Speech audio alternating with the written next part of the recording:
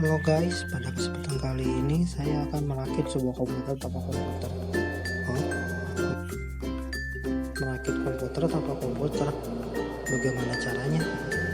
Untuk merakit komputer tanpa komputer, saya merakit komputer secara virtual melalui aplikasi Cisco IT Essential Virtual Desktop. Aplikasi ini merupakan aplikasi berbasis web yang dimana kita bisa belajar cara merakit komputer secara virtual. Aplikasi ini pun diakses secara offline tanpa kuota. Tanpa basa-basi, mari kita masuk ke tutorialnya. Check this out. Untuk menjalankan aplikasi ini membutuhkan aplikasi Adobe Flash Player. Untuk link download dua aplikasi tersebut ada di deskripsi ya. Yang pertama, kita install dulu Adobe Flash Player-nya.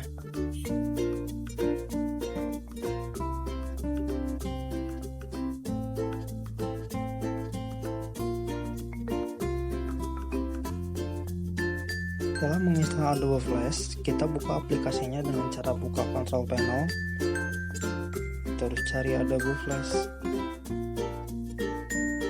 lalu buka aplikasinya. Setelah itu, masuk ke tab Advanced pada menu box Adobe Flash, pilih Trusted Location Setting,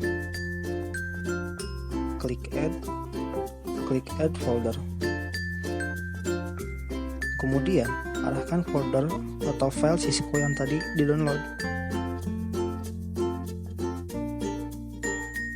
Setelah itu, close dan tutup semua konfigurasi.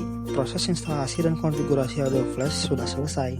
Setelah menginstal dan konfigurasi Adobe Flash, kita buka aplikasi Cisco-nya dengan membuka file index pada folder Cisco tersebut dan jalankan. Saya sarankan pada saat menjalankan file index tersebut, gunakan Internet Explorer karena Internet Explorer sangat stabil pada saat membuka file Cisco tersebut. Untuk tampilan awal aplikasi Cisco-nya seperti ini. Kita skip aja. Ini adalah tampilan Learn, di mana kita bisa belajar merakit komputer dengan arahan dari Cisco-nya. Pada kali ini, kita akan merakit komputer tanpa bimbingan biar kita bisa mandiri. Di bawah terdapat komponen-komponen hardware yang harus dipasang pada saat latihan. Yang pertama, kita pasang power supply-nya. Caranya, klik power supply, lalu drag ke sini. Kita dapat mengarahkan power supply tersebut dengan diputar searah atau berlawanan jarum jam. Lalu, klik button download. Setelah itu, kita kencangkan bautnya dengan klik power supply screw dan drag ke power supply-nya. Setelah itu, kita akan berpindah ke motherboard. Pertama, kita akan memasang RAM dulu. Klik RAM 1, arahkan RAM ke slot memori. Cocokkan. Lalu, kunci RAM tersebut dengan klik pada kiri dan kanan RAM. Pasang RAM 2-nya juga. Caranya sama kayak RAM 1 tadi.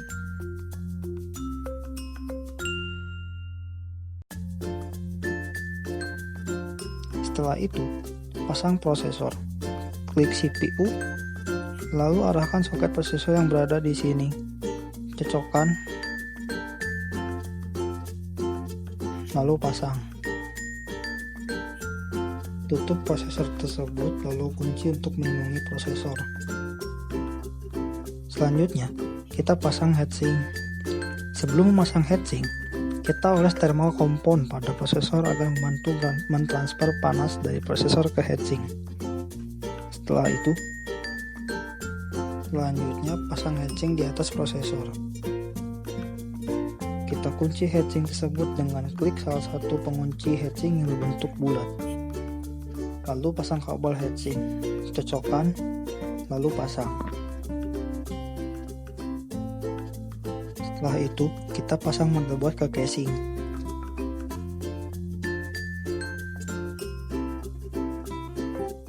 Pastikan posisi motherboardnya seperti ini, lalu pasang. Jangan lupa pasang baut motherboard agar tidak mudah lepas.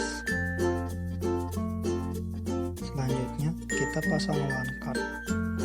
Klik NIC, lalu arahkan ke slot PCI yang berada di sini. Kencangkan menggunakan baut. Lalu, kita pasang LAN card. Klik wireless NIC, lalu arahkan ke slot PCI. Kencangkan menggunakan baut. Setelah itu, pasang VGA card, klik video adapter, lalu arahkan ke slot VGA. Kencangkan menggunakan baut. Setelah memasang LAN, VLAN, dan VGA card, kita pasang harddisk. Klik harddisk ke sini. Posisikan harddisk seperti ini. Lalu pasang. Jangan lupa pasang bautnya agar tidak jatuh. Setelah itu, pasang optical drive. Klik optical drive ke sini. Posisikan optikalnya seperti ini. Lalu pasang. Jangan lupa juga pasang bautnya agar tidak jatuh. Selanjutnya, pasang floppy drive. Klik floppy drive. Posisikan floppy drive seperti ini. Lalu pasang. Jangan lupa juga pasang bautnya agar tidak jatuh. Setelah memasang hard disk, optical drive, dan floppy drive, kita masuk ke bagian yang paling sulit, yaitu memasang kabel internal. Pertama, kita pasang kabel kipas. Klik kabelnya. Lalu klik port jumper fan CPU yang berada di sini. Cocokkan, lalu pasang. Kedua, kita pasang kabel pata. Klik pata kabel, lalu arahkan ke slot IDE. Cocokkan, lalu pasang. Kemudian, ujung keduanya sambungkan ke optical drive. Cocokkan, lalu pasang. Ketiga, kita pasang kabel floppy. Klik floppy cable, lalu arahkan ke slot IDE yang berada di sini.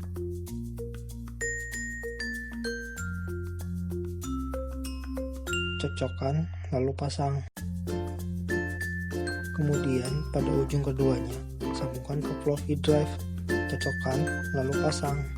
Keempat, kita pasang kabel SATA. Klik SATA cable, lalu arahkan ke slot SATA yang berada di sini. Cocokkan.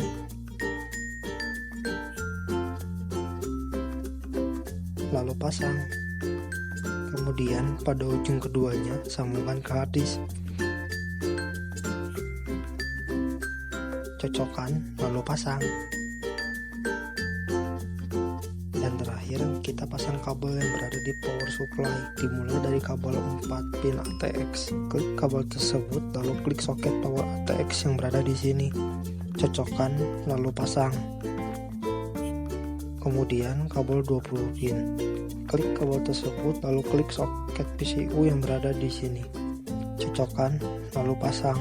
Kemudian kabel molex atau 4 pin lurus. Klik kabel tersebut, lalu sambungkan ke optical drive. Selanjutnya, kabel power floppy drive. Klik kabel tersebut dan sambungkan ke floppy drive. Cocokkan, lalu pasang.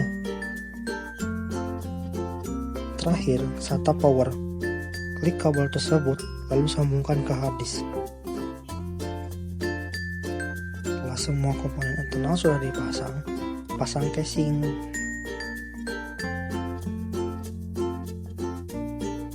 Lalu kencangkan dengan baut agar tidak lepas. Terakhir, pasang kabel VGA, keyboard, mouse, USB, LAN, antena WiFi, dan kabel PSU atau power supply. Merakit komputer pun selesai. Untuk catatan, perakit virtual ini juga bisa dipraktikkan secara langsung. Jadi Anda bisa mempraktikannya setelah video ini selesai. Namun kerusakan ditanggung penonton ya. Sekian tutorial kali ini. Mohon maaf apabila banyak kesalahan. See you next time.